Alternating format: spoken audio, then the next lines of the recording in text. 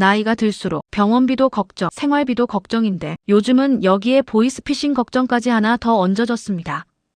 2025년 8월 기준 보이스피싱 피해자 16,765명 가운데 5,131명이 60대 이상, 비율로 따지면 30.6%, 거의 3명 중 1명이 시니어입니다. 오늘은 이 숫자들이 우리 삶에 어떤 의미인지, 그리고 어떻게 막을 수 있는지 천천히 정리해 보겠습니다.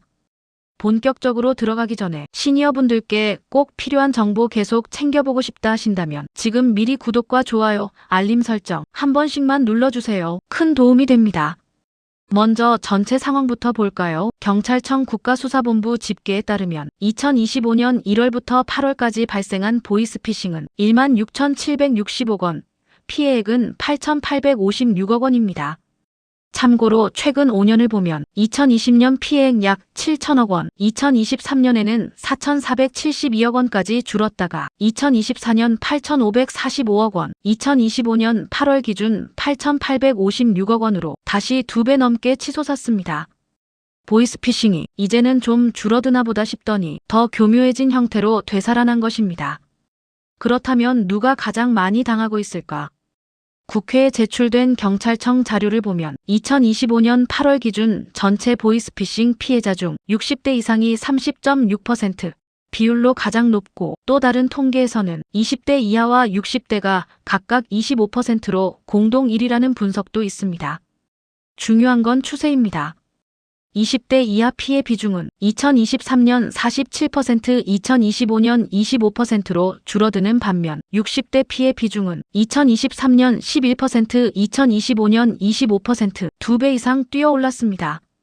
또 다른 자료에서는 60대 피해자가 전년 대비 85.4% 증가, 메신저 피싱 피해자 중 60대 이상이 72%라는 숫자도 나옵니다. 정리하면 예전에는 젊은 층이 많이 당했다면 이제는 60대 이상이 확실한 주요 표적이 됐다라는 뜻입니다. 왜 이렇게까지 시니어를 노릴까요? 관련 통계를 보면 60대 이상은 사칭형 사기에 특히 취약합니다. 경찰, 검찰, 금감원, 은행 직원, 자녀, 손주, 이런 믿을만한 사람 기관을 사칭하는 방식이죠. 이유는 크게 4가지 정도로 볼 수 있습니다. 재산 규모, 젊은 층보다 저축 집 보증금 등 자산이 많다고 보기 때문에 한 번 걸리면 큰 돈을 빼앗을 수 있다고 계산합니다. 디지털 환경 격차, 문자 링크, 가짜 앱, 가상계좌 등 새로운 금융기술에 익숙하지 않은 점을 노립니다. 경찰입니다. 검찰청입니다. 금융감독원입니다. 이렇게 나오면 괜히 전화를 확 끊기 어렵게 만드는 심리를 이용합니다. 불안심리 자극, 통장이 범죄에 연루됐다, 대출이 잘못 나갔다, 자녀가 큰 사고를 냈다. 이런 말로 공포와 죄책감을 동시에 건드립니다. 즉, 돈은 있고 디지털은 잘 모르고 국가기관을 잘 믿는 세대가 범죄자들에게는 가장 매력적인 타깃인 겁니다. 첫 번째는 기관 사칭형입니다. 실제 통계를 보면 기관 사칭형 보이스피싱은 전체 보이스피싱 피해액 중 76%를 차지할 만큼 비중이 아주 큽니다. 시나리오는 대개 이렇습니다. 경찰서 수사과입니다. 검찰청 부입니다. 금융감독원 조사관입니다. 선생님 명의의 계좌가 범죄에 연루돼 있습니다. 지금 바로 자금 동결 조치를 해야 합니다. 안전한 계좌로 옮겨 놓으셔야 합니다. 수사 끝나면 다시 돌려드립니다. 여기서 한 줄만 기억하시면 됩니다. 경찰, 검찰, 금감원, 은행은 절대로 전화를 걸어서 지금 당장 돈을 보내라고 하지 않습니다. 이 말이 나오면 100% 보이스피싱입니다. 두 번째는 메신저 피싱은 특히 카카오톡 문자로 자녀, 손주, 가족을 사칭하는 방식입니다. 예를 들어 엄마, 나 핸드폰 액정이 깨져서 임시번호로 카톡하는 거야. 급하게 돈을 보내야 하는데 인증이 안 돼. 엄마가 먼저 좀 보내줄 수 있어? 혹은 아버님, 저 이번에 사고가 나서 합의금이 필요합니다. 사실은 전혀 다른 사람이 보낸 메시지입니다. 여기서 기억할 것은 하나입니다. 모르는 번호로 가족 지인인 척 접근해서 돈을 요구하면 일단 100% 의심부터 해야 한다. 메신저로 돈을 요구하면 무조건 전화를 직접 걸어서 목소리를 확인해 보셔야 합니다. 지금 통화 안 되라고 하면 그때부터는 완전히 의심 모드로 돌입하셔야 합니다. 세 번째는 대출 빙자형입니다. 금융교육 자료를 보면 4050대, 2030대는 대출 빙자형, 60대 이상은 사칭형 피해가 많다고 나오지만 요즘은 시니어에게도 저금리 전환 사기를 많이 시도합니다. 흔한 멘트는 이런 거죠. 기존 고금리 대출을 저금리로 바꿔드리겠습니다.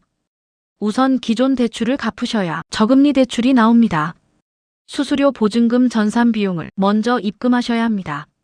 하지만 정상적인 금융기관은 이렇게 먼저 돈을 보내라고 하지 않습니다. 저금리 대출, 전환 대출을 미끼로 선입금을 요구하면 무조건 보이스피싱이라고 생각하셔도 됩니다. 아, 이거 좀 수상한데 싶은 순간 너무 길게 외우실 필요 없습니다.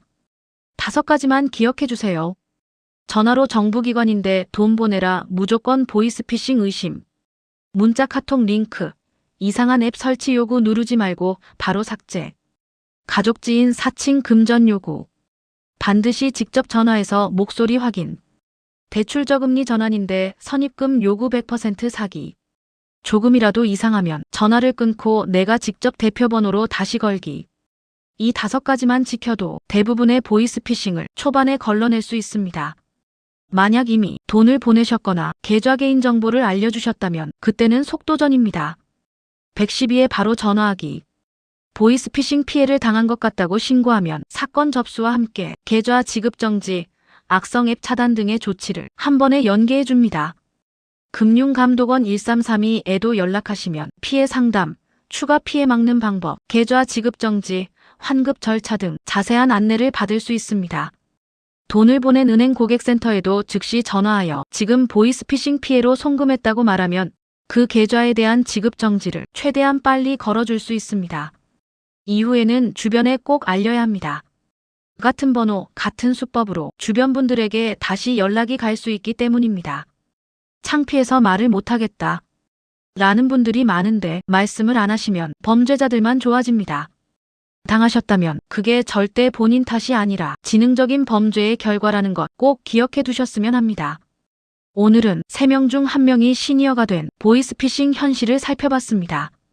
전체 피해액은 다시 연 1조 원을 넘어서고 있고 그 안에서 60대 이상 피해 비율이 가장 높아지고 있습니다.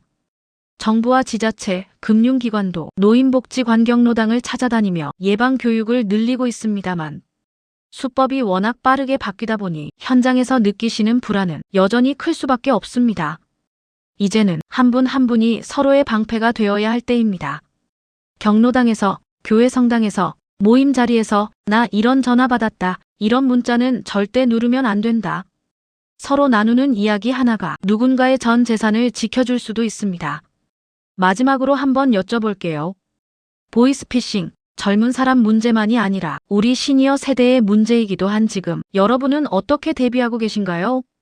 오늘 영상이 나와 부모님 그리고 주변 어르신들이 돈과 마음을 지키는데 조금이라도 도움이 되셨다면 구독과 좋아요 그리고 댓글로 여러분의 생각도 남겨주세요. 여기는 시니어 공감극장이었습니다. 다음 3탄에서는 또 다른 시니어 필수 정보로 찾아뵙겠습니다.